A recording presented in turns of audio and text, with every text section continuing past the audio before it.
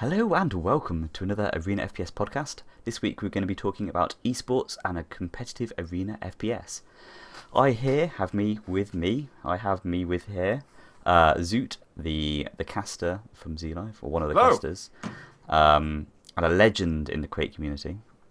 Wow. And then we have Greth, who's Shaped filler today for Neeple. Thank you. Okay. I hope everyone can chastise Neeple. We've also because... got Jahar, who's here. Oh wow. Okay, that's Oh my god, you sound like really American. I was trying not to sound like nasally camp, but Yeah. Do the old Valley Girl thing. that's the only way I can do an American accent, so I don't really do Jahar justice. But he will be here, guys. Jahar will be here. Yeah, we'll drag him from the dirty bomb. From the stream. No, but it's true. If I do an American accent, it's always going to be like something silly over the top, and then you realize that there are actually people like that out there. That's how they talk. It's fine. It's fine. Yeah, there you go. Oh my god. Should we talk games, video games? Yes. We talk gaming. Shall we just? Right, so come on, host. What's the first important topic we need to address? Yeah. Well, let's let's channel the Neeple. Shall we do it? Well, Neeple's not here. First of all, we need to address the topic that Neeple isn't here because apparently Father's Day, too important to hang out on a podcast with amazing people and spend time with his father. Pathetic. Okay. Unbelievable. Good. All right. Enough about Neeple. Forget it. He never existed. Good. What we usually do on this, because I like ripping off other podcasts, is talk about kind of the games we've been enjoying recently, and then we'll get into the topic of the day. So I'll start off with Greth. I know you don't have a lot of time for games, but when you do, what have you been kind of getting into? What's been your jam? Well, apart from being humiliated in Quake Live by you and Neeple, well, we're not going to talk about him anymore, so that's good. Obviously. I've been trying to get into dueling, and I've been getting my ass handed, but slowly the rage builds, and I will get good at Quake Live eventually. Right on time for Quake 5 to be announced, probably. But, I've been playing the Dirty Bomb, which, of course, Jahar is enjoying himself with right now as well. Yep. And I think, it does have potential. We'll probably talk about it a bit more later on with the whole esports thing, because they're really trying to get it off the ground and successfully, I think. But, business model has I haven't spent money yet. I'm going to try and not spend money yet. It's just to see how possible it is as a free-to-play game. But I've had quite some aneurysms in the competitive modes. I'm going to try and get into the pugs because the competitive thing, if your teammates are not playing the game, then you're going to lose. And that's good for a game, but maybe for a pub mode, a little less. Fair enough. Do you want to go next, Zoot? What have you been enjoying recently? I've kind of been right. Firstly, I'll get it out of the way. I've been playing far too much CS, but I have been looking over quite a lot of the Arena FPS stuff. I've been floating around. Obviously, Quake Live. I'm always around that. Yeah. But I've been taking a break off that to look at obviously CS and Reflex. I've actually been enjoying my time looking at Reflex. I kind of hop onto a server there most evenings and have a runabout. I love the little sort of what they call the Arena FFA mode, Arena 1v1. Basically like Clan Arena, but with sort of different setups. It's just so much fun running around on them. Been trying out Dirty Bomb, but I'm a bit of a skeptic at the moment, but I'm very impressed with the current player figures. I wonder if it's going to continue, and I wonder where the competitive scene is going to go with that. But that's definitely an interesting one. But I also am slightly skeptical about the pug stuff because of the reasons that Greth already mentioned. Looking forward to Doom 4. Yeah, to be honest. News of the week. Yeah, I'm really looking forward to that. But again, I'm still at the back of my mind. I'm like, is Arena FPS good enough to come back to the king of esports, or is it not? You know, like it's been so long now since so many games. I know it's the topics of later on that things have been flying past Arena FPS, and I'm like, have we got what it takes? And I'm been not looking forward to Overwatch at all. So we'll talk about that one. Yeah, that's definitely. Basically it. Yeah. Oh. You're already flaming it. The anger is already boiling about Overwatch. I mean, I love Blizzard, Yeah. but not looking forward to Overwatch. I've broken up with Blizzard recently, Broken up. so Oh, we're seeing other people. okay, fair enough. What about you, Golangwa? Well, that's a good question. I think I've just been playing Quake, to be honest. I downloaded Dirty Bomb, so I got halfway PC there. answer. It's the most Yeah. PC answer. It's Yeah, PC as exactly. in It's computer. safe. Or, Wow. oh, puns on puns. You see, the problem is, it's summer here, and we get summer for maybe a week in the UK. So it's that week of summer at the moment. So I've been outside, doing things in Take your evenings. laptop outside. Getting burned. No, I've been cycling mostly a lot. I like cycling. But I really want to. Disgusting. I'm sorry. I'm really sorry. I want to get into Reflex again. There's been a couple of patches which I've not played as much lately. It looks hot, really. It does. Yeah, it's they when it added the sun kind of and the new textures and it feels more like a more polished like a game. Yeah, exactly. It feels like Isn't a it? proper game. Yeah. What I'm really waiting for is kind of statistics and accuracy and kind of ranks and all that kind of stuff. And I'll be all over that like a hot knife through butter, which is Absolutely. a mix-up of idioms. But we'll move on. And oh wait, is there something else I played? No, not really. We'll move on. So today Yeah. we're going to be talking about esports and competitive arena FPS, and I have 4 topics. I was kind of hoping that Jahar will be back for the first one, but it's fine. Let's just steamroll ahead. He's actually doing the esports while we're talking about esports. It's How dare he? He's doing. yeah. So the first topic is the relationship between arena FPS and competitive gaming historically. So it's probably not much news to anyone, but Quake was one of the early competitive games that was ever around back in the early 2000s, and that when a lot of people think about early competitive gaming, arena FPS is right at the heart of it. Not so much these days, but really historically it was. And I wonder if you guys had thoughts you want to talk about. I'm thinking. Well, I want to draw a correlation now as time has progressed from when Quake was amazingly high up in esports and stuff. Sadly I wasn't around in esports at that time. I was around in gaming and I was playing Quake then, and I can understand its popularity back then. But I'm seeing a correlation between games that have more realistic features, i.e., using weapons that you might find in real life or things like that. Do you need a game like that now to be popular? Can Arena FPS be popular as some kind of science fiction? Is that cool enough to be on screen in front of 200,000 concurrent viewers? Well, I think that's, for me, it's more like the gameplay than the aesthetics and kind of the styling. If you look at the latest Call of Duty, which is, it's not necessarily a competitive game, but it is played competitively. And that Can you sell that though? What? Can you sell the that's got gameplay? That's got jetpacks and its movement is closest to an arena FPS game ever has been. So I feel like it's not impossible for the style of gameplay to be popular these days.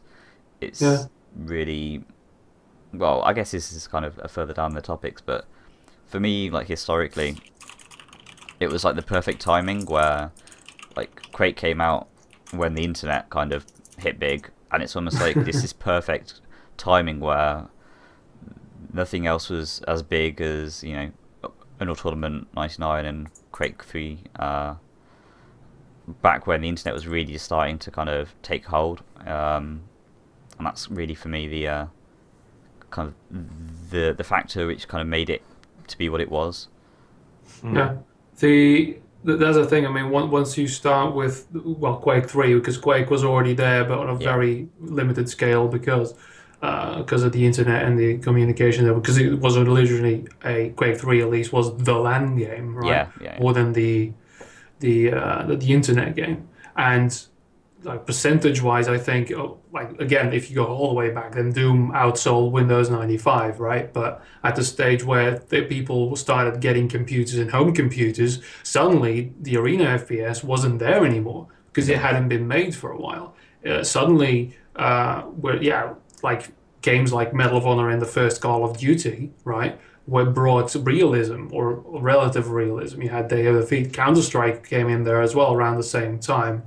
and it all became more popular to have more realistic games because we could, because the graphics were there. We didn't need to have little boxes and little weird rocket launchers and shit.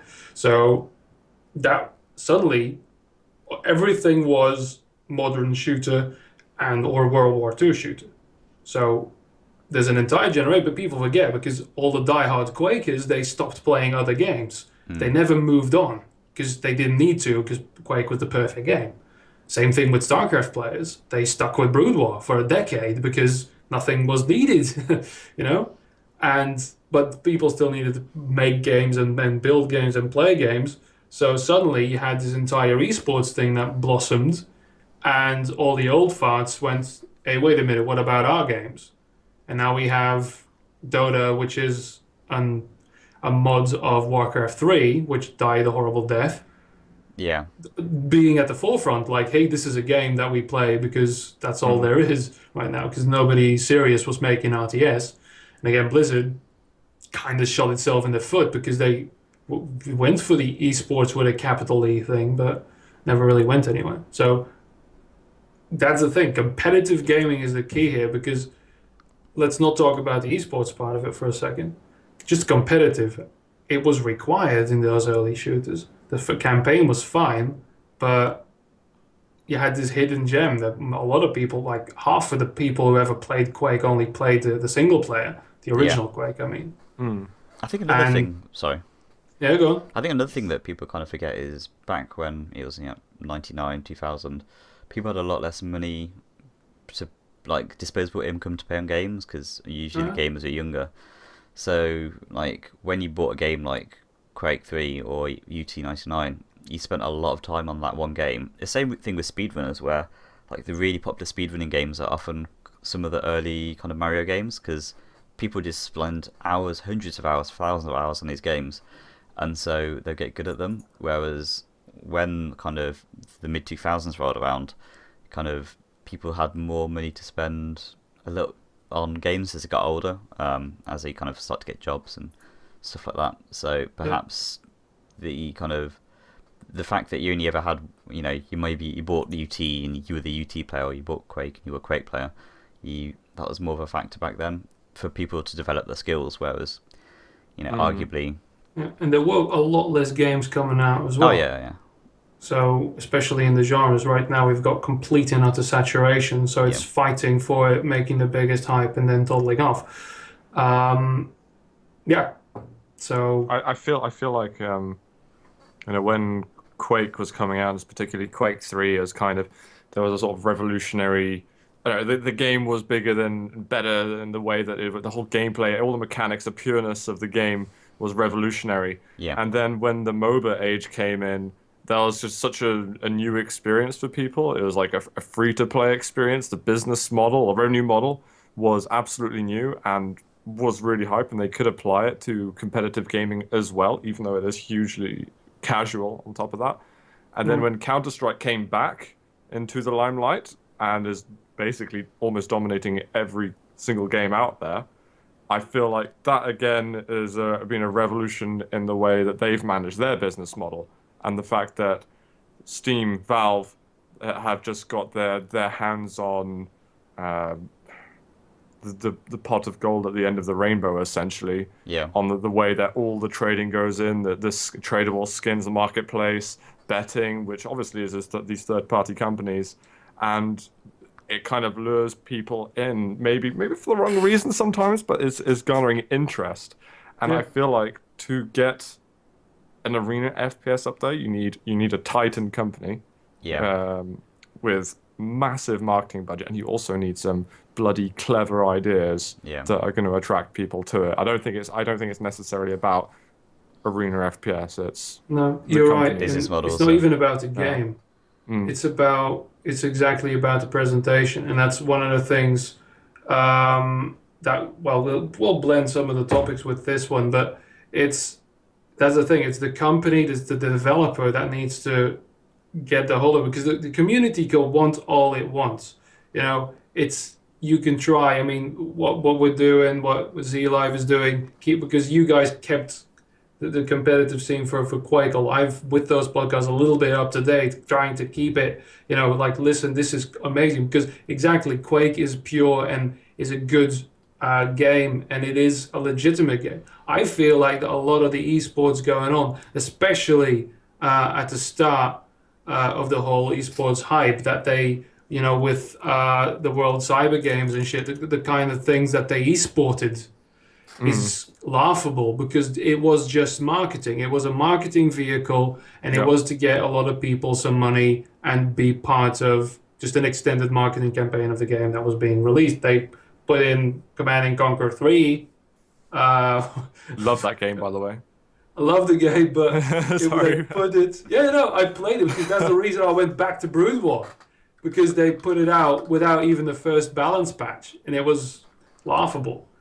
But that's the thing, they've made an industry out of it. And I feel right now that the level of content being produced is very much akin to just pure entertainment and children's TV. It's been replacing the Saturday cartoons for a lot of... Because that's something that maybe a lot of people of our generation, at least, have forgotten, the fact that there's new teens coming in and they are experiencing all this for the first time. They're seeing this. They don't know about history. There's no history channel for games. Maybe a hole in the market, guys. That's an interesting point, actually.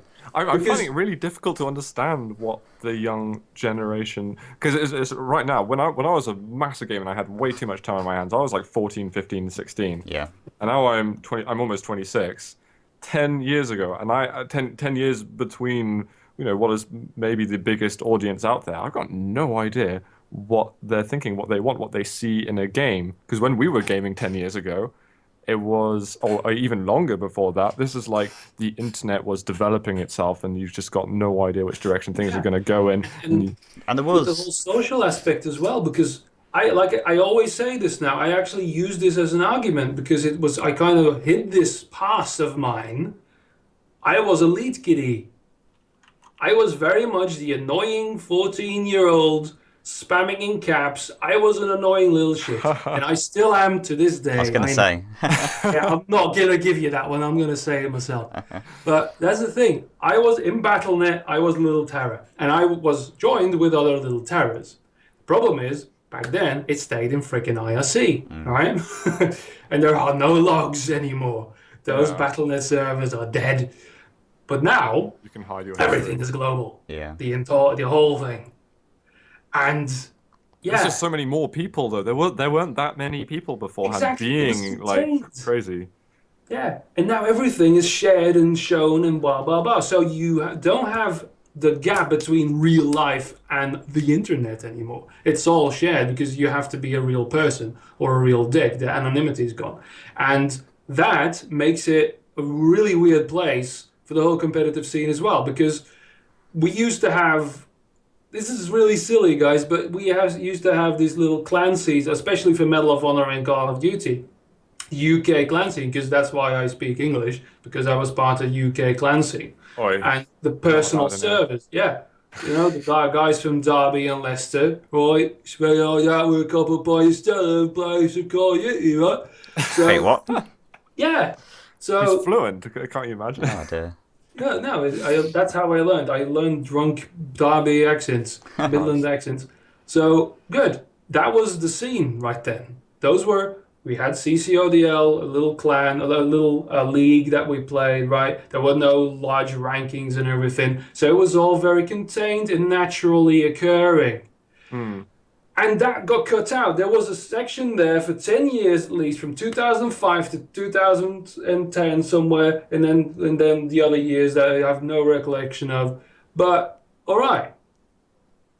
That isn't there anymore. It's all automated now. It's all the rankings. Everything feels forced. Everything feels sure, the game aspects, like ranking everything that the developers, publishers can make, but the whole culture and community behind the game it feels really forced. Now every time there's a game in, and the game launch is coming down 3, 2, 1, and you can see thousands of streams suddenly pop up on Twitch, all trying to stream that same new big title. It's like, oh my god, and the how's this going to be? Personalities are so fucking fake. I mean, sorry, but I could have been a YouTuber. I had that choice. I didn't because I went to college instead. But at the start of StarCraft 2, like Diggity Moltrap, Clazart, all those guys, hell, even Combat X, those guys at the early days, Combat X is still a little bit known from StarCraft now. Those were like the YouTubes, okay, fine, got into that. Those were contained. But now everything needs to be, hey, I'm a YouTuber, hey, we're streaming, hey, thanks for subscribing. Everything is a fucking business now. And I'm so fucking tired of it. But okay, fine. Another thing is, like, these games never had YouTube or, like, Twitch back, when, when difficult. The early QuakeCons were going on, like... Yeah, there's no history. That's why I never found out about it so early, because there's so difficult to Everything share. was LAN, yeah. It was difficult to just work it out unless you knew the places online to be. Yeah. Or one of your friends did, then there's just no way to really get there. I just accidentally fell into particular Quake communities based on what server I selected on the multiplayer screen. Yeah. And wrote them down, wrote down the IPs. Wrote down the IPs and cried when one of the IPs didn't resolve. Like, who the fuck didn't pay for their server? Like, filtering through the early days of PayPal or just sending it in the freaking mail. I once went down the street to collect, freaking literally knock on a guy's door I knew from school, like, hey, it's time for the pay for the server. It's okay. I've got quite a good story about early competitive gaming history, actually. I was talking to my uncle, it must have been like a week ago now, and he's a programmer. He's been in for a long time, and in 1987 he made a game called Lords of Britain or something like that. And it was a game, one game went on for 4 years, and it's between players, so it's essentially PvP, but it's in a way it's a bit like Civilization, you kind of send, you turn-based, you send in your instructions, but it was all done by mail, and then all the responses are sent back by mail. Oh, wow. And it was coded on computer in order to generate the responses and what everything could happen. But yeah, man, that's where gaming's at. It's crazy. Let's bring it back to the old school, man. I bet you that a lot of those guys are still going. Probably. Like Usenet groups that are very in the bowels of the internet, forgotten He's for all time. remaking that game. He's remaking it, so... Yeah, okay, it's coming back, guys. If he puts it in Kickstarter just for the hell of it, I'll support it. But here's the point. There is actually a point to this reminiscing and nostalgizing and being very sad about being old. There's actually a point to all this. Because what spawned the StarCraft 2 esports? It was Team Liquid. What was Team Liquid? Team Liquid was a dead forum before StarCraft 2 was announced. And they revived it. They kept it alive. They kept Brood War outside of Korea. They kept Brood War alive. They made it popular. Okay? Good. What made Counter-Strike great? The fact Please don't say that... it. I won't say anything. I will just say, in a general sense, because I could burn down a lot of houses with what I'm about to say right now, but I'm not going there. Oh dear. The old school, Counter-Strike scene was still alive. They were still playing, and from that, Valve had a contact, and they built it up. Same thing for Quake. Hopefully, right now, the ancients are still around. Sorry, Zoot, you're one of them now. Grow a beard. The LAN culture though for CS was what was huge, I'd say as well. People were like, yeah, I'll go and maybe bring my own computer and we'll play and stuff. And Quakers seem to think like, so is there going to be a computer there for me to play on? It's really heavy, this computer. I don't have a car. And they just really can't be bothered to kind of take their PC over, or and sadly in a lot of places it's harder to get like an internet cafe or whatever. I won't be able to find a place in the UK and just hit up a randomer and play some Quake. But sorry, I think I interrupted your story. No, but that's the thing. That's all the organic stuff and all of the old stuff. So all of the old thing with Tribes, the same thing. Hi-Res killed it. Let's not go into it. But it was all still there. It was all naturally grown and still there decades on. And then they could build a new scene on it. Then the money came in after finally, because Brood War, for instance, existed in Korea, but Blizzard didn't give a shit. The reason why Brood War was so great is because Blizzard didn't touch it for a decade, right? For a lot of these things, it's just the community who took it in their hands and created this thing. And now the money comes back and says, opens the cage doors, opens the basement dungeon doors, says, hey, good news, you 5 people still alive. All of your years of wasted life are now, we're going to take that and use it to make an esports and be all hip and popular for the new kids. So there's some bitterment there, a bit of, yeah. But yeah, that's the thing. One thing I do want to bring up is possibly like the biggest esport event for quite some time after it was the MTV Painkiller thing. I don't know if you guys know much about that. Yeah. Oh, what if that's the massive thing that happened where Fatality and Vu were playing? Or was Yeah. Like 2004, 5, and it was just like it was huge, and it was a game that like hadn't really been played before, and it was really kind of like. I mean, it was a bad game. I'm sorry, but it was bad. I didn't play it back then, but I casted a Painkiller tournament about 1 or 2 years ago. Yeah. And I'm sorry, but I really didn't enjoy it. It was also online, which I know the game's not meant for. Yeah. But, if you can't play it online, then... It's cool that they had the competitive scene. Like, they put money into it, so people wanted to train on LAN. And, if it's not sustainable, then it's just simply not going to last. And they didn't have a business model implemented where there'd be any longevity to the game. And that's what you need. Any multiplayer competitive game now is the way that you develop the game. You might have games that are like, right, we're going to sell everything at the beginning. We're really aiming to get as many numbers, as many people pre-ordering the game, as many people buying on the day of release as possible. And then we'll work on a new title. If you want a competitive title, you have to, most of the development actually comes after you've released the game to begin with. Oh, totally. Yeah. Regardless of it being, even ignoring early access, even if you just released a full game, you will still be developing after it. Because, oh God, we've realized that 500,000 people have found out that actually this part of the game is really imbalanced and we need to change this, or we need new features to attract people and to keep people in and to get more people to then buy all of our crooked cosmetics and whatever. And that's where the problem right now lies. Because right now, that doesn't matter. Right now, for most kids, it matters what are the unlocks, what are the achievements, what are the trading cards. Oh, let's move on. Well, if you can't be good at something, they want to get something for being bad at something. So yeah, of course, and that's a big part of the point I would eventually make 2 hours from now. Is that? Oh dear. Yeah, no, I'll make it. I'm really trying to be concise. I actually am. You can't tell, but it is there. The will is there. But the thing is that right now, back in those days, the guys who made it, like we said, we found our way into the competitive scene. We stumbled into it. It wasn't advertised. It was the back room of creepy people who were very good at the game. And you said, I want to be that good as well. Right then, most people didn't go beyond the single player, as we said before. They actually had a statistic for StarCraft 2, like more than 60 or 65% of players never touched multiplayer in StarCraft 2. Yeah. Because they just played the campaign and moved on. That's great. Actually, a lot of people are scared of it, though. A lot of people are genuinely scared about playing people online. And my source for that information is just actually my girlfriend, to be honest, because she just finds the whole concept terrifying. And there's got to be so many people out there like her. Oh, yeah. You feel that way. And that's why they made Hearthstone. Yeah, that's why they made Hearthstone almost non-communicado. You don't even notice you're playing a real human. I like that, though. I actually like that. I think that's very clever. It's very clever, but it doesn't need, because Hearthstone is a completely, it's a construct, yeah? It's nothing natural about it. It's just Magic the Gathering. Well, I call it Fisher-Price Magic the Gathering, but that's what it is, and it's working because, there's nothing else like it right now. So, good. But the competitive scene, of course, for that is a joke as well. I'm sorry, I'm going to piss off a lot of people. I can't say I know anything about it.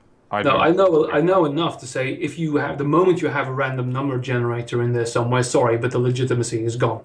Okay. I agree. So and it's filled with it right now. I mean, Magic the Gathering itself, the constructed play, is less of random than Hearthstone. Hearthstone actually has cards that do random amounts of damage. So okay, but enough Hearthstone because I'm starting to gag. But that's the thing. That was the important part, is that a lot of people didn't play the multiplayer.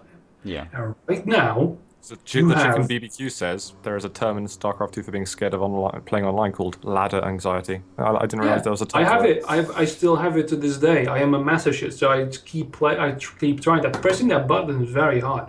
because I don't have the time to get good at StarCraft. I was good at Brood War.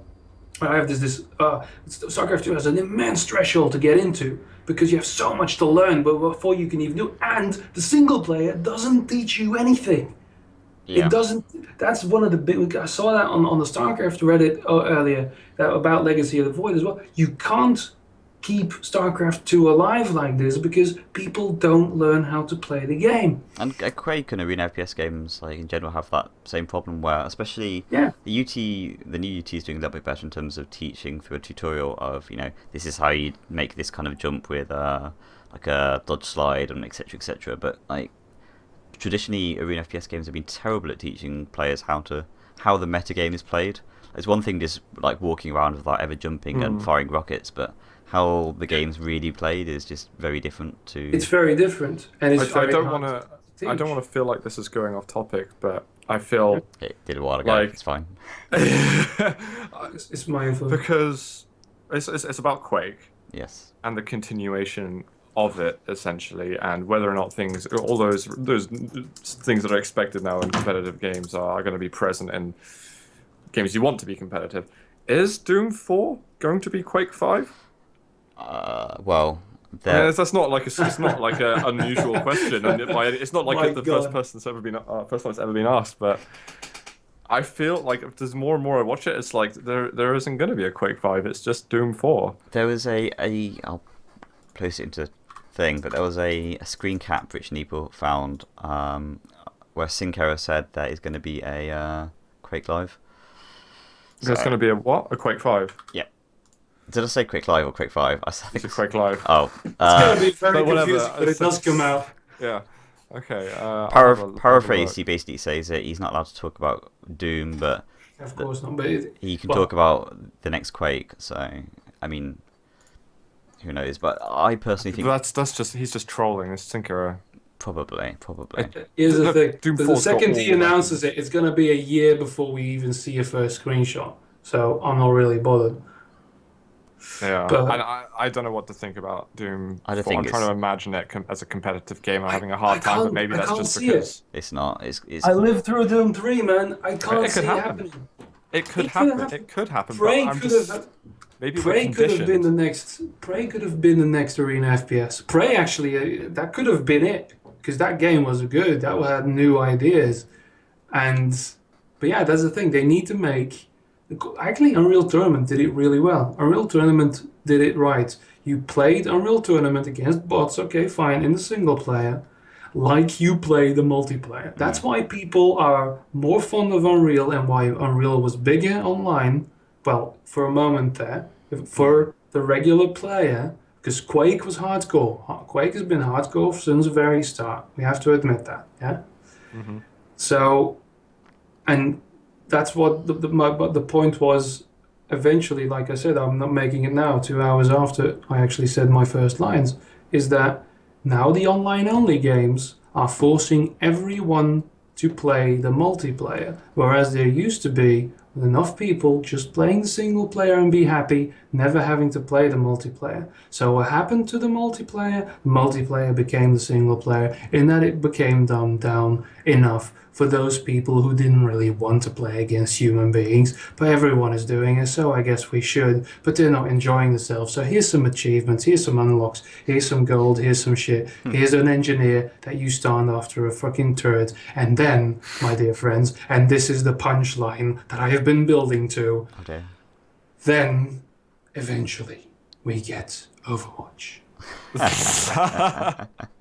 Because that is now the casual epitome. Sorry, because I'm not I'm English. sorry, and but I- if Overwatch gets big, I'm giving up on Arena FPS. But it will get big It'll be because huge. I'm just. it has to. No, listen, I- but it's fine. It's fine I- because you know I what? need help. Yeah, I know. Don't worry. Shh. It's fine, Zoot, because you know what's gonna happen. Tell me. They're gonna play Overwatch. The casual person, the guy who just wanted the single player but didn't know it. Yeah, he just wanted to have Serious Sam. but he's going to play, and it's going to be a little Dota. So it feels all right. It feels warm and fuzzy. And look, I'm playing a shooter. I'm getting nauseous because of the freaking field of view, but I don't know what that is. So I'm having my good old time. I don't know what you're pretending to be, but yeah. I don't even know, man. I'm starting to turn into a bit of a surfer dude now, but that's all cool. But that's the kind of person that's going to be playing Overwatch. And then, my friends, you have the cool kids rebellion. Because there's people who say, what the fuck is this Fisher Price shit? And they're gonna But play you can't have something a else. rebellion unless there's some like leader kind of gangster mob boss who's got sort of stacks of money. It's like, actually, we're going to make this game that legitimately requires a lot of skill, looks great, fun to play, etc., and we'll make that the game. So Yeah. Reflex devs start getting buff. No, but really, that's the thing. Reflex right now, everybody loves it. I love it. It's amazing. Yeah. But it's gotta have something there. It needs to be there. So, okay, fine.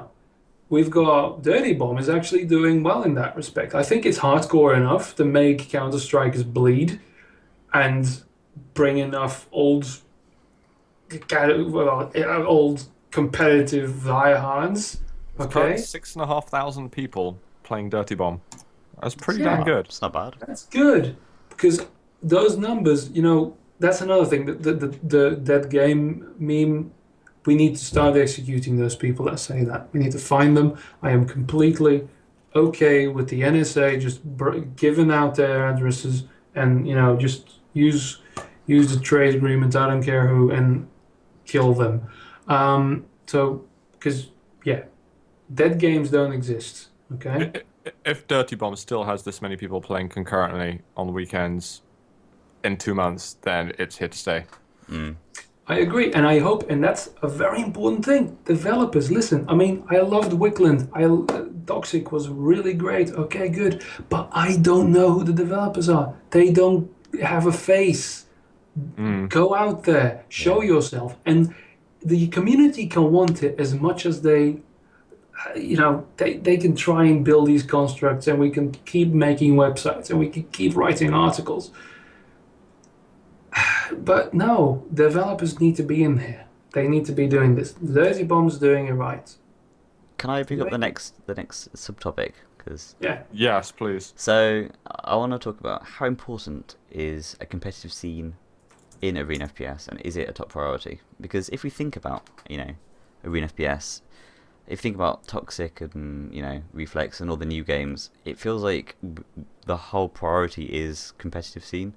And It's got to be possible. It's got to be possible. I mean, that's But do you what people look at. Do you think it's possible to have WoB without? I mean, I feel like a good game should stand on its own 2 feet without having to be prescribed as a competitive game. That's what happens though when you build a game as, oh my god, this game is actually fun. I can play it casually. And then as soon as people realize, oh wow, it's got a spectator mode and I can stream it now that streaming's possible, that means I can, one-on-one together, I can make a tournament now. So all of a sudden, if it's possible, if they've developed spectator features, even at the most basic level, then I don't think it's necessary at all. But I think at the same time, that's how you're gonna make it sustainable. That's how you're gonna grow the community, or at least keep the community around. Do you think that's an aim of all Arena FPS games to be competitive? It's another marketing outlet for them, really. Like if you've got a stream coming on as, our Arena FPS, especially Dirty Bomb, which has been reaching 2,000-3,000 or so viewers tonight. That's all of a sudden people who might see that on the front page, or people who might see that near top of the stream list, are suddenly going to go, oh wow, what is this game? There's a tournament going on with X amount of money, and oh my god, actual teams that are involved. I think it's very useful to be able to continue selling the game. What are you going to do otherwise? You're going to be creating YouTube videos and I've done a tutorial now of how you jump from this spot to this spot and turn around in the air or something like that. You're going to be that's just one form. If you've put everything together, you just have a more powerful sort of natural marketing campaign, essentially. Yeah. And you need to have a optimist carpet bombing. A what? Excuse me? Yes. this is now something that I just coined. It's sprouted from my brain. No, the thing is, right, if you have this and you start going into Twitch culture, yeah, you need to have a lot of people, almost everyone you can, start to stream as any of the games we have right now, and it's showing the world that, yes, no, because the thing that Dirty Bomb gets is, oh, is this Counter-Strike? Oh, it looks like TF2. Oh, it's a clone. Oh, it's a bad game. Oh, that kind of thing. And you think, okay, fine, it's kids being stupid, but it's actually contagious, and you have to it was being name dropped in a lot of big streams. It's been played by a lot of big streamers, and it's good. The right things have happened for it. And I think so, yeah, because it's been made. And I think maybe my initial idea about how Arena FPS would go to the forefront was wrong. We shouldn't have started. Well, that's the thing. We got Wicklands and we got Toxic first, yeah, and then the room was for Reflex. I think Reflex's Kickstarter campaign was way too early in the hype because it was only contained within the community, within the AFPS Quake playing community. It was hype, but it never went outside of that because a lot of people don't even realize that Unreal 4 is in development, for instance. We all know it. Yeah. If you ask someone and say, do you know that Unreal 4 is in development? And they say, oh, really? Or they know, then they've played Quake at one point in the last 5 years, which is a very small number of the population. I'm sorry, but Unreal 4 doesn't interest me at all. No, that's fine, but we need to be interested in it. Yeah, no, I'm interested in it as part of Arena FPS, but it doesn't personally tickle my I fancy agree. or something I've ever never played. been an Unreal player. Well, I've been an Unreal player until I discovered Quake. But Unreal is a very important stepping stone. Like Dirty Bomb. Dirty Bomb is close enough to Counter-Strike to be big enough, just off of that, just by the influence of looking like Team Fortress and looking like Counter-Strike, it is getting interest, and you will only get a very tiny percentage because I don't want, for Arena FPS, I don't want to see the Counter-Strike audience because Counter-Strike was always something different. It was always for people who played Counter-Strike, and I don't even want to think about the whole Dota thing because those are people who play board games on their computer. That's what Dota is for. Sorry again, burning bridges. I don't care. I'm here. I'm at Arena FPS. Oh dear. So. Yeah, I'm sorry about that. But, okay. So you need to build toward that. And before people can be even attempted to look at Reflex. A lot of people look at Reflex and they go, wow, that's kind of amazing. And then what? I'm going to have to play this now? Yeah, fuck that. If you saw, you always show people the top footage, yeah? Yeah. You show people HAL. You show people Cypher. You show people all those things. And they're like, wow, that's amazing. And like, okay, now play this game with you. No. Are you fucking kidding? I mean, I think that's quite a good reason to pick up the stuff like the Garbage Cup we did recently, where we were streaming like lower level gameplay between newer players to Reflex, and I think that was really good for the scene, just to show that if you watch any competitive sport in the real world, you have everything from the Premier League in football down to kind of a conference, Vauxhall Conference. Is it still called that? I'm so old. Anyway, this Sunday club football, and people are aware that both sides exist, whereas in competitive gaming, people see the very top of it. They never see anything from the the bottom side of the skill tree, and I think that's really important. That there's a whole broad range of kind of different leagues and cups from different skills, rather than just focusing on the top. But they need to be integrated into the games. That's like the one thing that I know that Too Good would put into Reborn if anything ever happens with that. Diabolical. Come on. I refuse to call it that. I'm sorry. Yeah, I'm really just not even going to remember you saying that. I think it's definitely something that should be part of the game. I think it makes any developer considering making a game that they want to have a competitive community and that should be integrated into the game. They want to control their competitive scene a bit more. And you say how important is the competitive scene?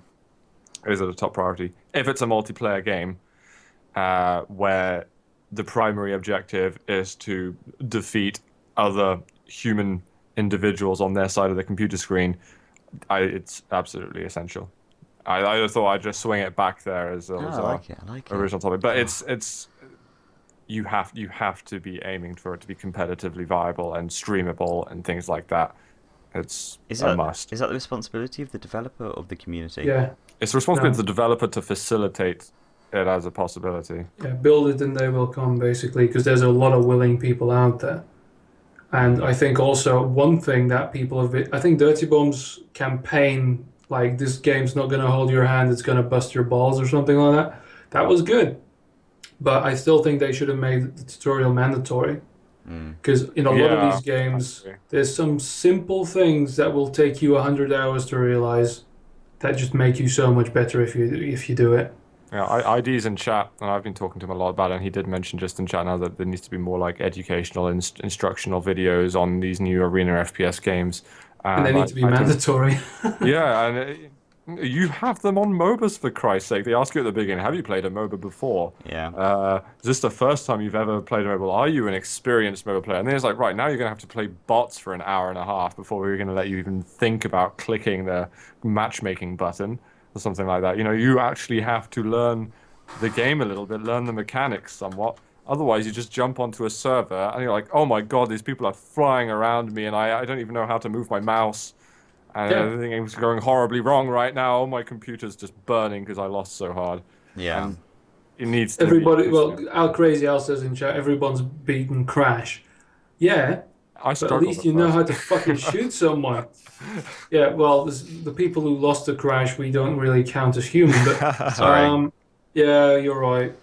Your name's weird, so we'll allow it. But that's the thing in Dirty Bomb, for instance. This game is a team game. Very much more so than Team Fortress 2, because, for instance, the one key thing, you get a free class very quickly. You get a free class called Skyhammer. He deals out ammo packs. It's the first class you get, the first class you play. Yeah. You will run out of ammo if you play anyone else, and you just have to press E. That's all you need to do. Press E, and you drop an ammo pack. That's all you need to do, right? I have been, my A, my M, and my O key are now faded in my freaking keyboard because I keep spamming it in team chat. There's even little voice bites. But people don't do it. People don't give ammo. So I'm like, click, click, click. I'm running around with a freaking knife. A tooltip when the map loads just isn't enough. No, it is not. A Facebook message which has a picture of someone giving a bloody medkit or whatever to their teammate. That's not enough. It needs to. You need to make people realize this is how you play. It's like saying, all right, guys, you're playing football now. You have to pass the ball to your teammates. You can't win on your own. Most people who play football know that. Even I know that. I don't bloody touch football. Exactly, and if you don't, you get beaten into the ground. Exactly. People will tell you to piss off. Yeah. That's why, all right, Nexon, listen to me. Okay, I will buy a very large amount of starter packs if you hire some people, right? Not in a white van, let's do it. In a black van. No, listen, in a black van, drive around, okay, around the globe. You can find a lot of people to get paid for that, doing this kind of thing. Knock on doors. If somebody's played Skyhammer for at least 5 hours and has never pressed the E button, they need to be beaten up. So knock on their door, drag them out, beat them senseless, and then give them a starter pack for compensation and move on. That's what needs to happen. I'm not sure mandatory beatings is the best way to go forward. It is. I mean, Greta's got some controversial ways of approaching these kind of things. So, and when I come to power... Oh dear.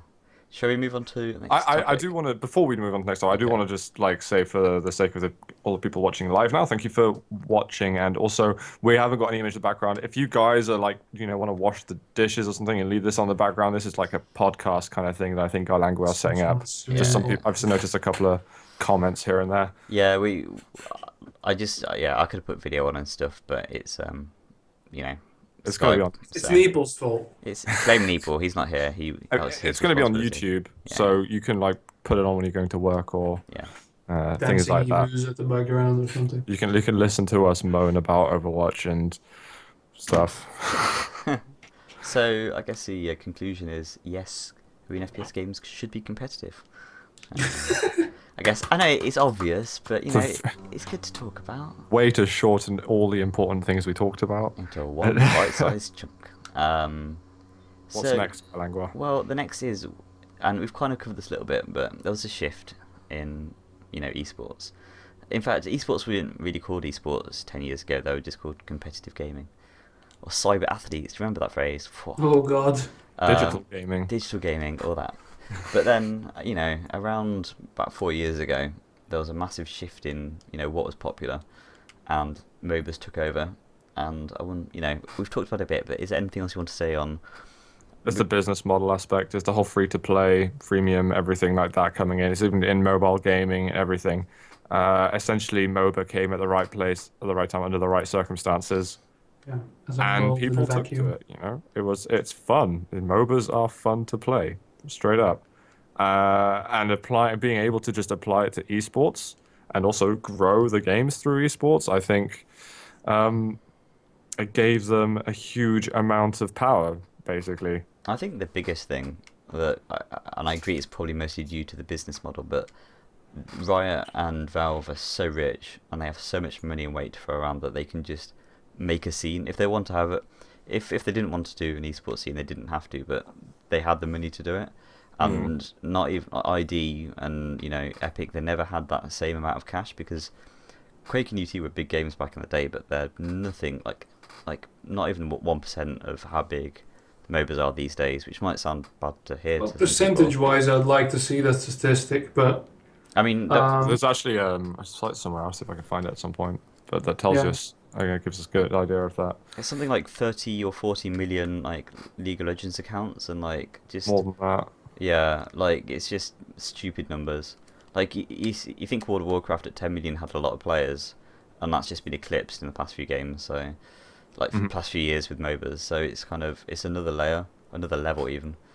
And I think having that kind of money and weight to throw around kind of just means that they could make this scene what they wanted. And I think that's probably going to be the biggest issue going forward for Arena FPS is none of the companies that have that amount of money. I mean, the Reflex devs are great, but they can't afford to put on a £1 million casted competition, can they? Yeah, but you got to remember though, Valve, Riot, and stuff. They've all taken a lot of risks in order to get the games to not Valve so where much. They are. Steam is a cash cow, isn't it? I mean, Steam is a cash cow. It's not like they've run. They're short of revenue streams. Steam started as a pile of shit, though. Yeah, they always have revenue streams, but it's not like it was a guaranteed investment where they'll definitely get loads of players buying into items that actually have zero impact on the game itself. Yeah, it's a massive risk. Yeah, that is, and also that very much at the start, Steam almost killed Counter-Strike because it was so bad. Let's not forget. So they took their freaking time on that. You should have seen Steam coming a mile away, and nobody did because only the Counter-Strikers knew what Steam was. My mother was very upset at Steam when I first installed it on her computer, when I didn't even have my own computer. It was a freaking parasite. Exactly. It was like, get rid of it. It's breaking everything. What's happening? I was just like, I don't know. Steam's just destroying my life. So I had this irrational hatred of Steam for about the following 4 or 5 years. You and everyone else playing Counter-Strike. Or at least a Half-Life game, It was... Yeah. That's when I was playing Half-Life more so, actually. Day of Defeat or, Team Fortress Classic or whatever. So they took a risk, but it paid off massively. But I think in order to take that kind of risk, you have to have a huge amount of revenue already, which, aside from potentially Epic, I can't think of any major developer in the scene right now who could do it. And possibly Bethesda with Epic doesn't have the will. It's software, ZeniMax, they're basically one could do it. 2K Games could do it, but they failed with Evolve. Riot, Valve, Blizzard, the obvious ones. The Unreal guys could do it if they bothered to shift their weight around a bit. But they're not going to. Even Splash Damage now with Dirty Bomb, they actually do have quite a lot of cash to throw around. Yeah, but they're not going to make a second game. God, I'm trying to think of the other... There's actually quite a few developers that could do it, but there are a few of them which have enough experience or knowledge or even time to build something from scratch that can compete with. But here's the thing. That do know. I mean, what you need to do is Reflex needs to be bought out. and Wow. they have to keep the. But listen, this is now we're talking serious business. Now we're talking the scary world of business, right? Because that's what it is about with the Dota, right? It is purely business. It's got nothing to do with the game. So let's say Reflex or hell, even Wickland or Toxic gets It's an bought out. interesting idea. Yeah, but now one or two things happen. Either the one that buys out, whoever it is, says, okay, lads, just do whatever you're doing and we'll throw money your way. Or they say, okay, we're going to renew your image for the esports. Okay? And they start making demands on the gameplay. There would be a lot of demands though. Like if a company was going to buy out Reflex, there would be many demands. It's not like, hey guys, here's a token of generosity. Exactly. It's going to Let's come make with a some lot money of, together. Yeah, I mean, it's going to be, we're going to make you some money proportionate to what you've done and who you are, and then we're going to make lots of money proportionate to who we are and what we're doing to you. So Yeah.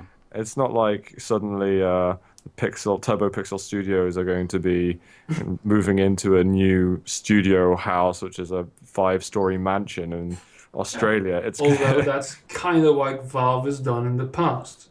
They're the only ones that have proceeded in that kind of thing. They've grabbed programmers and say, okay, make your game now, and suddenly there was Portal, So, but they're not going to do that right now because. But we're still in a world where the MOBA, like, people are making MOBAs left, right, and centre, and half of them are failing. But like, that's the cash cow, the MOBA, or it's seen as a cash cow. Before it was MMO. So why would anyone take a gamble on, Turbo Pixel Studios? Not that they're a bad studio. Like, I've all support in the world for them. But that's the thing. Somebody needs to be crazy enough to do it.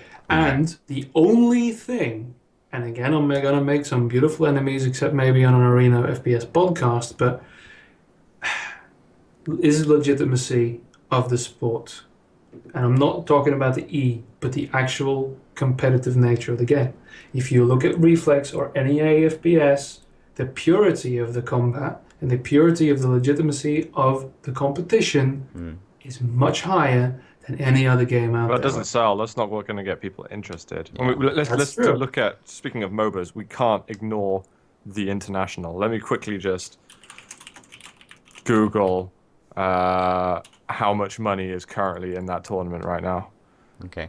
Let's just find out. Because last time I checked, it was over $13 million. Okay, $14.3 million. Oh my god, that site makes horrible sounds. Is going to be in the international. Okay, let's think about how much it is. $10 for a compendium. $2.5 of that sale will go towards the prize pool from a base starting prize pool of 1.6 million. So wait, 2.5 minus. No, hang on, not minus. Divide. 13 point. What's 14.3? Shit no, ton. 12 point. Let's say shit ton. Wait. God, it's 14 divided by 2.5. So that means we need that. There needs to be over 5 million people. Yeah. Interested in watching the international live. Yeah. Don't think that's true. I'm sorry. I don't think people care about the esports half as much as they care about the items and the features that that Valve are offering to people. I like the fact that they've got this reborn thing going on within Dota 2 where they're redoing everything, which is actually the first time in ages that I've actually felt any kind of admiration towards Valve and the way they handle their esports. But I don't think that it's something that's going to, it's big and it's going to be the biggest tournament of all time. I don't think it's going to be the most amazing tournament of all time. And I feel I may be wrong, but I feel like exactly it's about entertainment, it's about sales, it's about hype, it's about the whole It's about sales, thing. it's about money. Valve It's makes purely money and it's not about the actual sport. So, and that's the only thing we can clamp onto. That's the only added value we can give to a potential interested party. Is that, listen, it is real. And it's not held together by patches and destabilizing the metagame. But if you say a thing like destabilizing the metagame, most investors' eyes will have glazed over and the security's coming at you. So it doesn't matter. So we are in the twilight zone. And what are we going to do? Are we going to sit by and just do our little YouTube thing and do our podcast thing and hope, that the heavens open and that Quake 5 is somehow the reincarnation of whatever Quake deity 3. you... Yeah, exactly.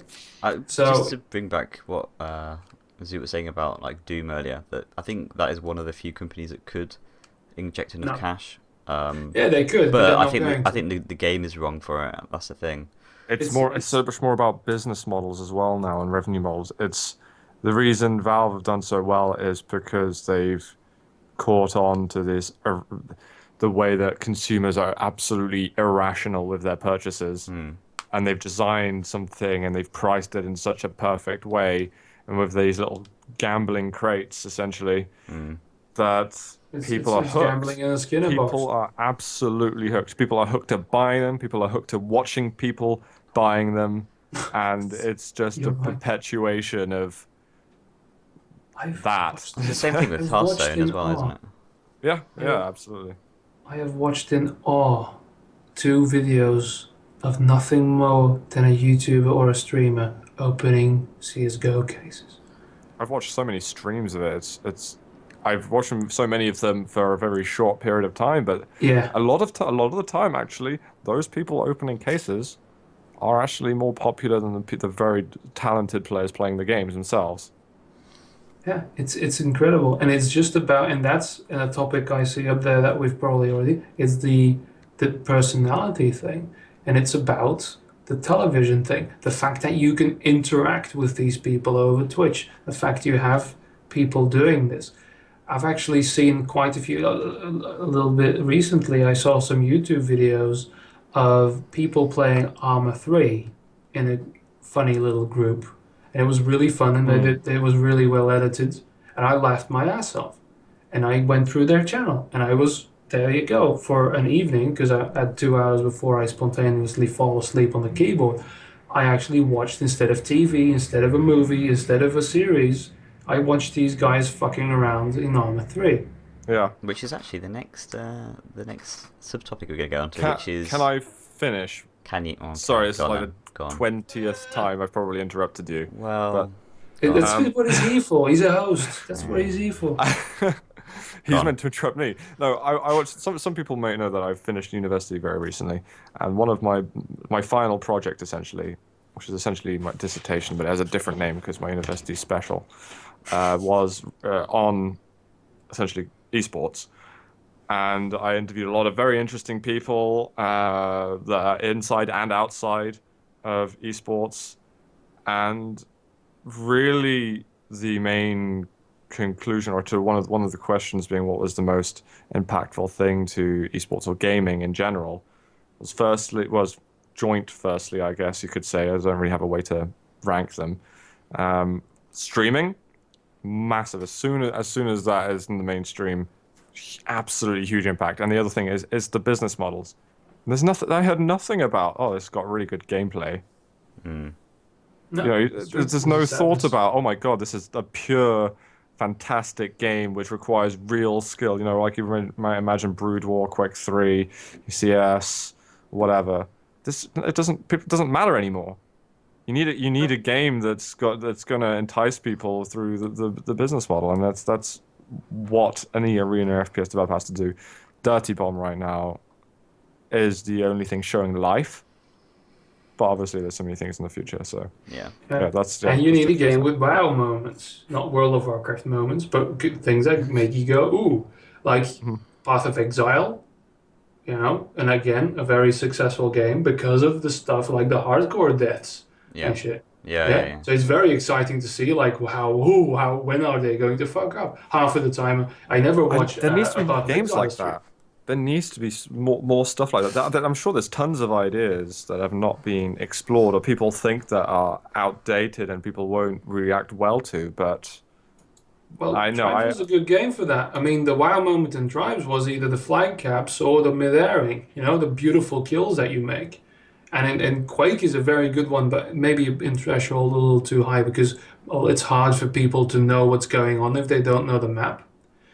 and that you can have sorry, Spold, but if you have your analysis go like this was an amazing thing, and everyone who knows Quake says, oh, this was an amazing thing, the layman sitting next to him going, yeah, but he just shot 2 rails. No, but no. It was the way he did that. That was amazing. And you can't do that. Yeah. In MOBAs, if you get through the whole epilepsy battle with shiny lights that I really can't get through in all the things, then yes, there can be beautifully timed things. I've looked at people going ballistic over Dota, me with my jaw to the fucking floor, going, what the hell just happened? He just shot a thing. And I'm probably sure that tactically that was all very nice and good, but you have to play the game for it. Sadly, 30 million play the game, so you get your internal little thing there. But that's the thing that Brood War did that no other game before it did, and what StarCraft 2 failed to do was actually getting people's moms to watch a game.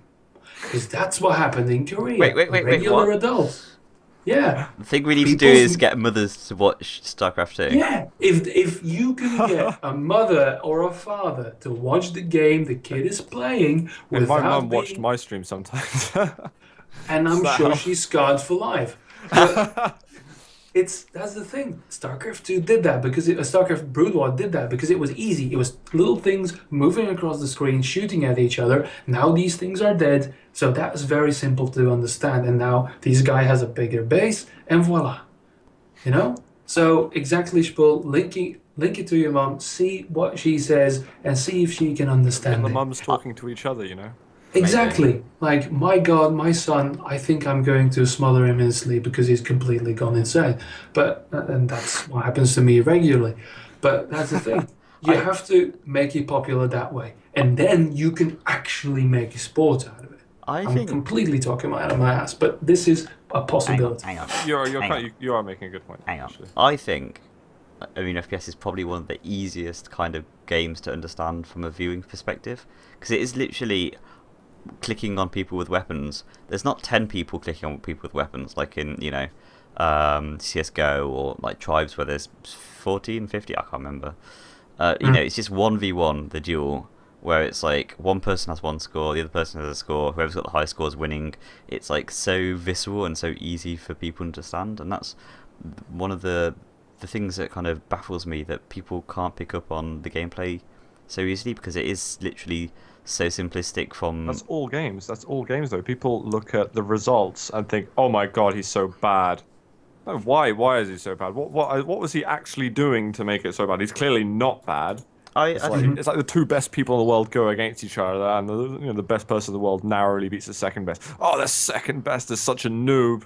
These are disgusting kind of things being said in Twitch chats, and it applies to teams or whatever it might be. In Reflex, there were like giant score gaps. Like, Yeah. wow, this guy's getting completely murdered.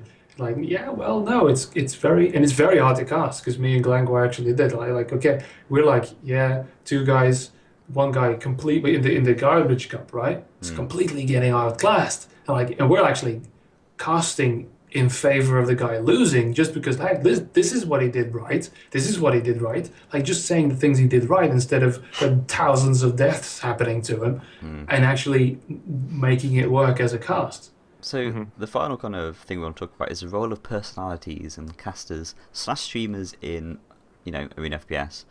So I've got a lot to say on that. Yeah, I feel like this is, from my perspective, the thing that is the weakest actually, where there's so many amazing personalities for games that I don't really care about, and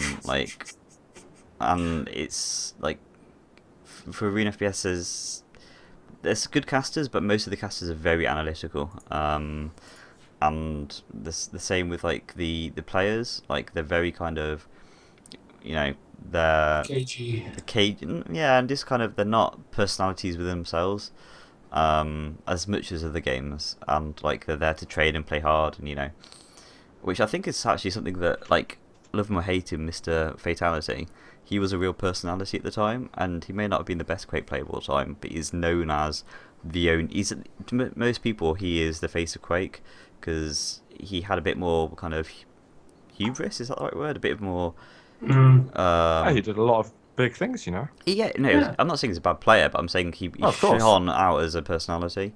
There's a good reason why he became, famous, well Yeah. known, and I think he deserves it absolutely because he helped take esports to the next level, Yeah. if you will. He was the first celebrity. Yeah, That- and I For a large think part. that's fantastic. People outside of gaming cared about him, and then that's kind of I feel it like he actually left doesn't a happen as often as you think now. Really, I feel like he That's left a true. vacuum almost. Like there's no one that really like stepped up to the plate to be that kind of person. I guess. I don't think people. What was the team last year? Newbie that won TI4, and they got over $5 million between them. Don't really think people actually care much about. They didn't really make a mark outside of gaming. They didn't set up their own business selling to people outside of esports or whatever. It kind of you have all that publicity going on. Oh, these guys have won loads of money, and then it dies down, and it just doesn't really mean it. There's no footprint to them anymore. Yeah. I guess like it's not always necessarily the best players who make the best personalities. Like in Control is like quite a big, Yeah. Yeah. He's a fun guy. He's a great, and he moved from being a player into kind of being a more of a personality caster and host. Whereas like some of the really amazing StarCraft 2 players like Life and some of the other guys, they don't have. They're And good at Day players. 9's are very big because he's got a fucking show now, Oh yeah. He really took it and run with it. But really, And- the best players aren't the ones that are kind of bringing in people to the game. It's actually the personalities that are bringing people to the game. Yeah. The thing with Day 9 is, though, he got famous for doing a video every day, the dailies, Yeah. And it really, because his analytical knowledge was bar none, Yeah. especially for the newer players to learn. It really, he was a teacher. And that's maybe something that we need again, because I said it earlier a bit as a laugh, but we need historians, we need people to educate and actually take that seriously. Like, listen, this scene, especially Arena FPS, you have to have an educational circuit. You have to say, like, listen, okay, or where are people at a low level playing and getting better, or teaching people to do that, because a lot of Quakers, they will just play and they will have a good time on stream, but because I've seen a couple of the streams, and kudos for them doing it, but there's nothing really there to bring new people in because there's that barrier. So yeah, Do you have any and like I thoughts? said, if I had the time, I'd do it, but Yeah. Do you have any Yeah, I thoughts, think- Zoot? Or... Well, you know that Dota 2 went through like a slum, in a way. Like Slum Dota or 1, sub? 2, and 3. Even 3 was starting to get wear thin. But actually, no, TI3 was good. And then it kind of went to a slum. And I actually feel, partially because the whole tournament market was oversaturated, but actually also partially because there's a lot of really bad casters representing the game. And it sounds like horribly, I don't know, petty of me to sort of talk about, but there was actually very few casters I was interested in listening to for Dota 2, even though I've racked up 1,700 hours of play on Dota 2. So I've played quite a bit of it, and yeah. watching it I find quite difficult sometimes. There's very few people I care to listen to, and I actually think that there needs to be almost more quality control on the esports circuit, and I wish that developers, publishers would take control of the esports circuit instead of letting other people do it, because you want to make sure people are going to do it right. And that's one thing I kind of resent about Valve is, control your esports a bit more. Get someone who knows who's a good caster in. Don't let someone who, he's mates with Sandy and David, so yeah, he can come join us in this new big stream that we've got. Yeah. Oh, he's putting enough hours in it, which must means he's good enough, so we'll let him cast. No, like some people, unfortunately, maybe myself as well, are just naturally not going to be amazing casters, and we should just give up. But the biggest problem yeah. though isn't the selection in the Arena FPS scene to choose from. Kind of most people are doing it because no one else is doing it. Yeah, exactly. That's why I'm here. I mean, Yeah. No, that's why we started up this channel, because like there wasn't a channel that talked about stuff like this. So No. Mhm. And that's might the as thing, well. and that's where the developer, and again, indeed comes in. Because, listen, we'd like to do this. If I could, get something a little bit in return, I might make this more serious and, put some time and effort into it. But I feel that right now, especially in our little neck of the woods, it's just that if there's content, we're happy for it, Yeah. And I think, yeah. So the one thing that really annoys me indeed is that there's so much power for a lot of people on YouTube just because of the fandom they've built up, and they suddenly become an authority. Kind of like how celebrities suddenly are in panel shows everywhere for no reason whatsoever. Like, why the hell should I care about what you say about this?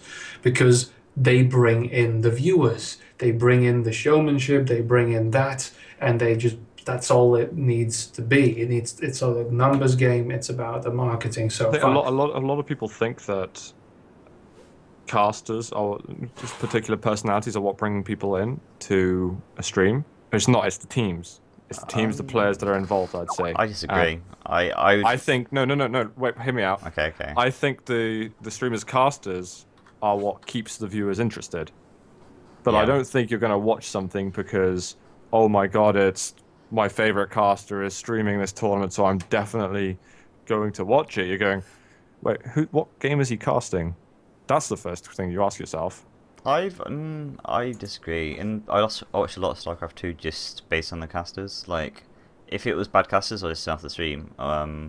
Like especially kind of the GOM stuff. Like Tastosis was just amazing, and then there was what was the other guys like Mole and Mole Trap, and who's the other guy? And Wolf, was it? Or Yeah, I don't know if they cast together. I just like they turned me off. Like I couldn't get involved in the game if I didn't enjoy the casting. To the point where like I only watch games with this, casted by certain things, which kind of it's bad in a way, but I guess it's very telling of, if your time is precious to you, you want to watch something that really entertains you.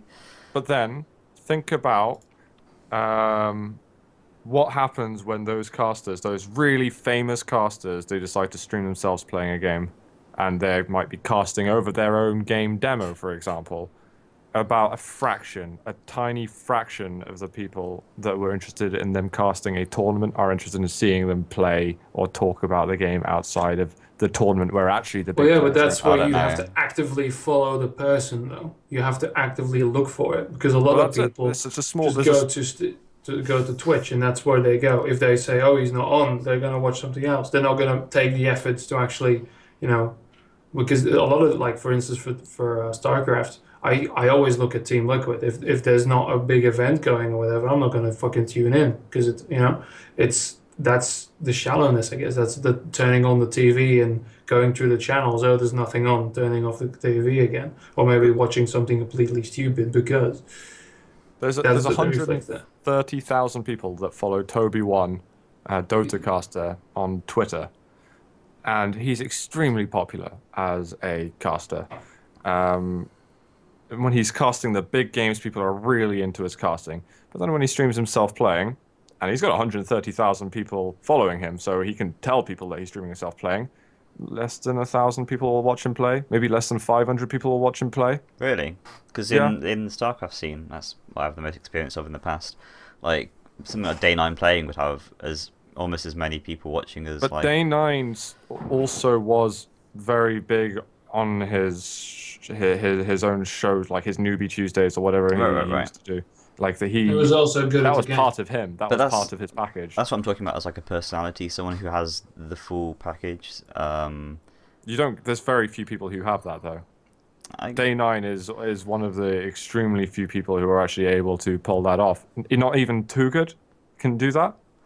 You know, when he used to cast, he used an amazing, fantastic cast. He was one of my favorite casters at one point. And I would watch all the games he'd cast, providing it was a game that I was interested in. Yeah. As soon as he's playing, it's like, well, sorry, I'm just nowhere near as interested, because I like listening to him with the pro. Well, he obviously he has been a pro gamer, but with the current pros playing or whatever it might be.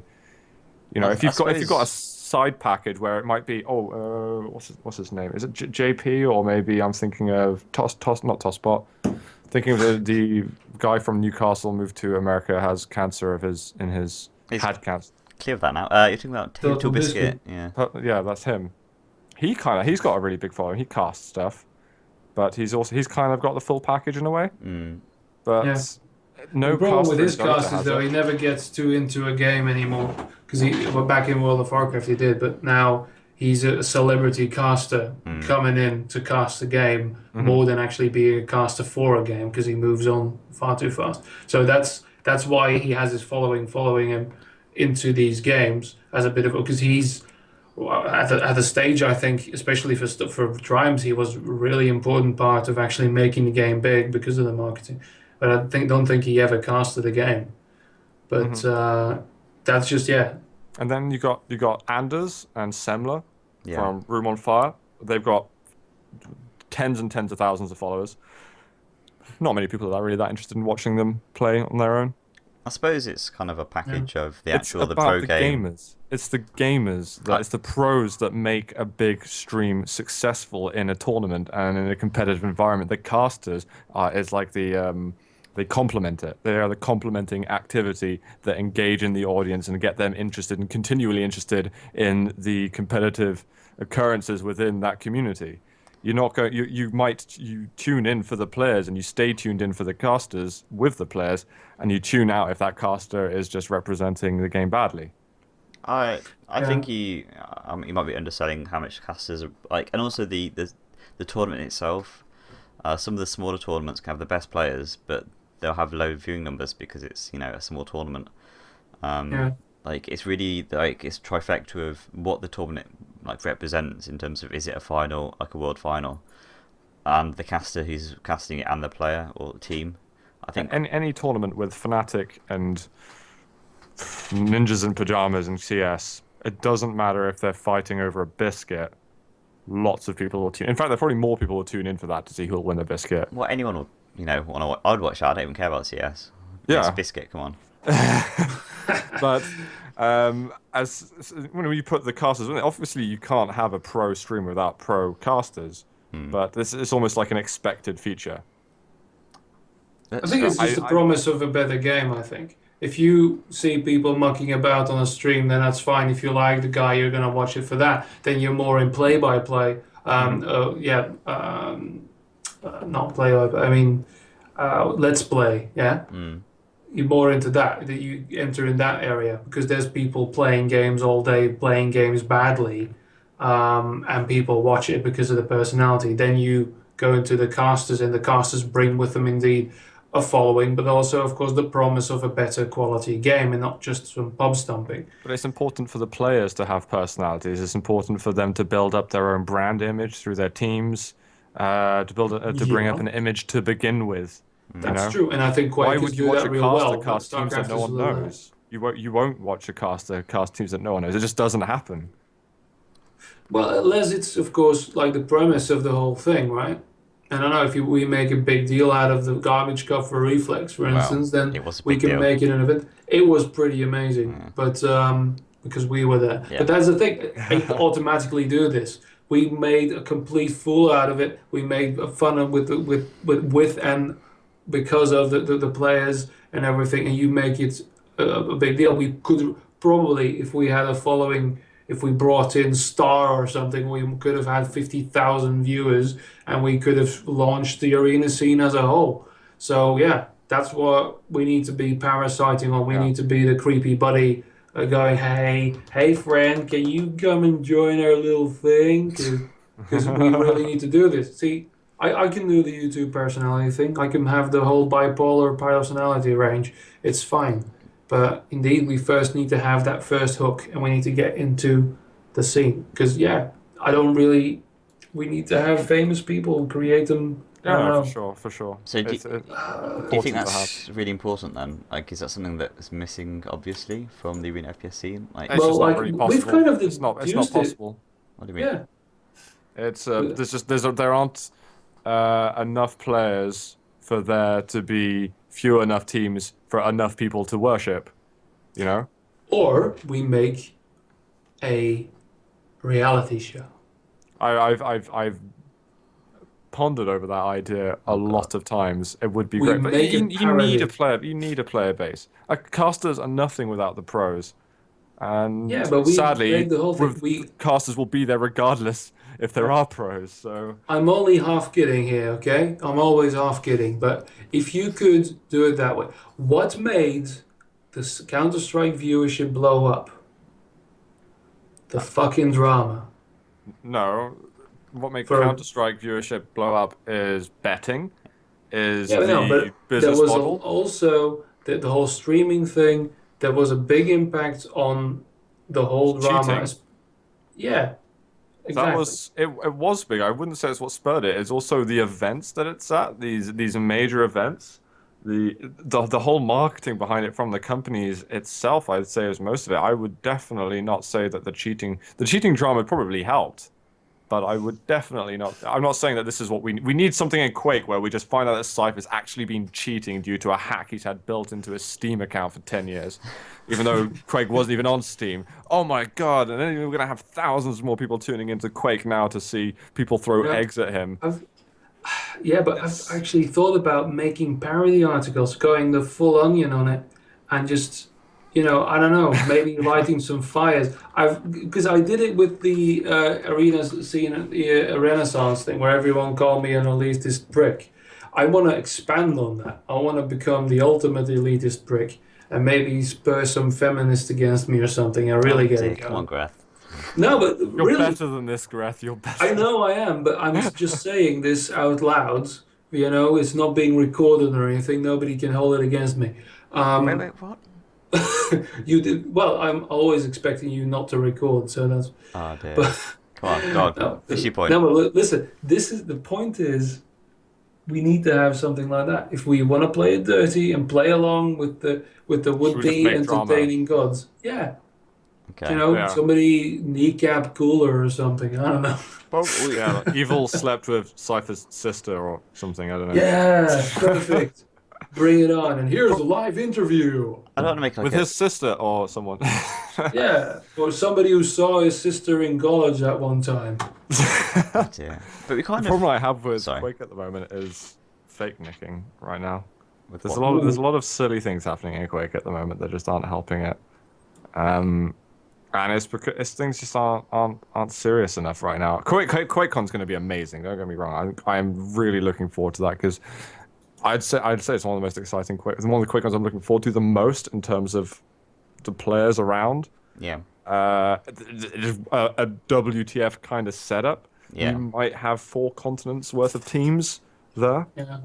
And it's all going to be on your shoulders, so if it fails, it's all going to come down to all your your fault. cost. Well, sadly, Jahad's not here to take a hit with me, so Exactly, so he's Damn he's him. exempt. It's all your fault. So I guess I kind of, it's starting to wrap up now. And this Try. this is a perfect opportunity to have shout outs and talk about what you're doing in the future. QuakeCon, tell us about it. what do you want to know? Well, just What pretend. games are going to be played? Pretend I know nothing about anything. Actually, don't you have to pretend very hard, but just All right, so good idea. Okay. Good point, even. There's going to be a Swiss-style tournament system over 3 different game modes being played with teams for each of them, even for duel somehow. Wow. And some of the best players around, so lots of teams where people have dreamt up these kind of fantastic matches that they would love to see one day. And actually, these are kind of like coming to light now. There's also fantastic drama in, is it the Roof team? The one with 04, Rafa, Clock, plus other. Did There's someone get kicked out of a drama team? in that. Wow. Pardon? Was that the team where someone got kicked out? So Sparks Yeah. got kicked. Is there someone else got kicked before that? It's was- mental. See, we need a Well, I can't pantomime remember. for this. And then Waz got taken from them by Dahang, ID, sorry, and Viju. No, was it Viju? Might be someone else. So you're going to be Sorry. casting this? I'm going to be casting it, and I'm going to be making as big a deal out of all the drama as possible. Yeah, like, Oh my god, you just see that? And I hope- we- I- Look at him literally- play. I'm genuinely worried there might be a fist fight at QuakeCon. That would be Yes. amazing. This is Cameras how everywhere. Arena FPS You know is going to what? take off into the mainstream. Sellotape a GoPro to your forehead and follow all the action, man. Like wrestling commentary. Yeah. Honestly, I'm going to have my phone out all the time, making sure that I can record any... Vertical? Like, It has even to if be it's just vertical. like fists being thrown at each other or like middle fingers or whatever. I've got a feeling something awkward could happen. But, Make it's...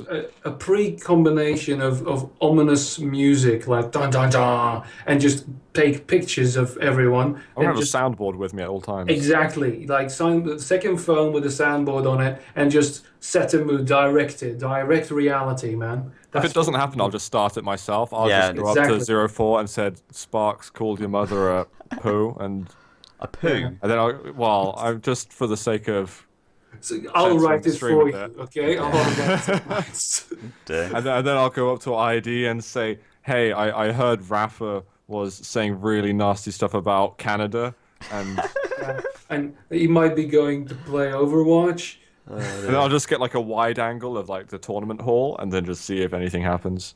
Sounds glorious. So what are the dates of this wonderful QuakeCon? 23rd to the 26th, something like that, of July. So in about almost exactly a month's time. Excellent. Jahar, the fantastic person who's going to be casting with me. I really can't wait to cast with him and also see him, to be honest, because I've been getting used to seeing. It's been my fourth QuakeCon now, so I'm kind of looking forward to it, to see all the good eggs there. And I had an interesting discussion with someone very recently about, you have these typical booth babes who people say that they taint gaming because they just don't know anything about the games. If you ever see anyone like that at QuakeCon, I can guarantee you they are a gamer. Every single person who attends QuakeCon is absolutely in love with gaming.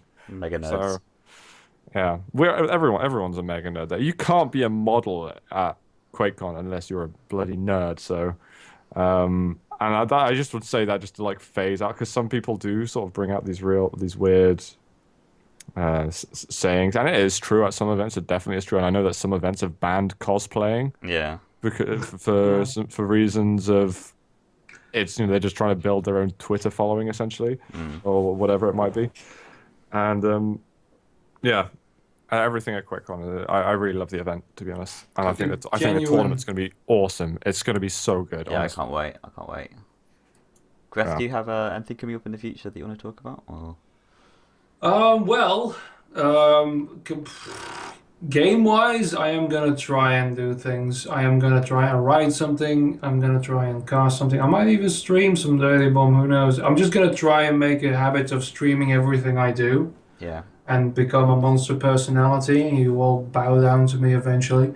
But I'm actually gonna try and put some effort into it because it's been very difficult with work. But yeah, I generally do not want to fade out, and because with FPS Pulse, I really want to get some articles on there. Yeah, It's got something to do.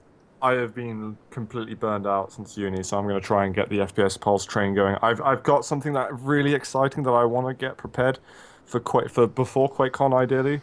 So Ooh, exciting. it is exciting, but I just don't want to say anything because I don't want that whole thing of like, oh, there's amazing things coming, and then it doesn't come, because it's actually what I have planned is there's a lot of effort involved, and I'm trying to find people, and I think I found the right people to help me with it. It's just of all putting it together. So hopefully we'll have some cool announcements in the future.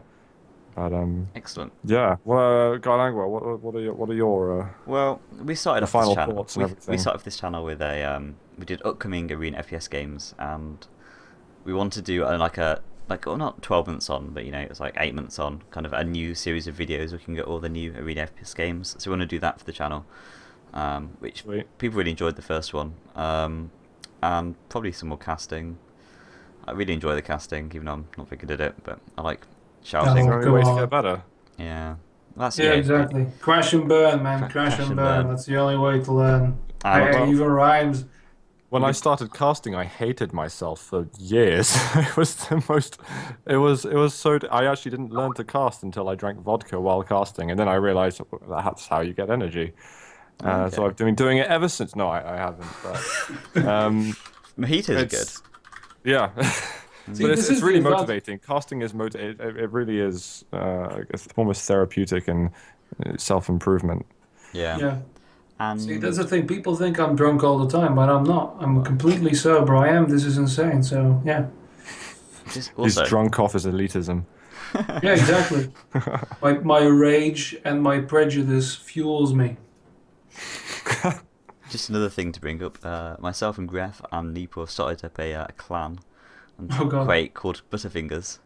Are I you did on not a? choose that name. It's going to be a CTF clan, I think, primarily, and the When joke's we going to get be more than 3 people. just dropping the flag constantly. So you're getting some 3v3 clan arena. You guys would have been good for QuakeCon last year. Oh dear, maybe 2016. I'm still working on buying the DeLorean, so. And we want to basically make the worst ever, semi-pro team. I get That's so the plan. very angry when I lose. Sorry, I just had protein for some reason. Okay, yeah. No, Oh, well, there is protein in butter, so. yeah, protein, worst ever protein. So we want to like enter all these, Techno Muffins, you can join Butterfingers. enter all these big tournaments and come last every Everyone time. can join. You've almost got a Dirty Bomb team up there. The amount Oh of yeah, players. wow. Yeah, not bad. And we can Sort it suck out, at that as guys. well. So any shout outs or like you want to hype up your channels for anything before we finish? Shout out to the fantastic people who have been running Z Live for me for the last 2 months, basically. Spold, Enjoy, FNX, Koziol, who's always in the background. Yeah, I don't know what I'd do without them. Long live Z Live and Quake, I guess. I said, don't know what else to say. Yay. Even if I've been absent, then I think the party's still going.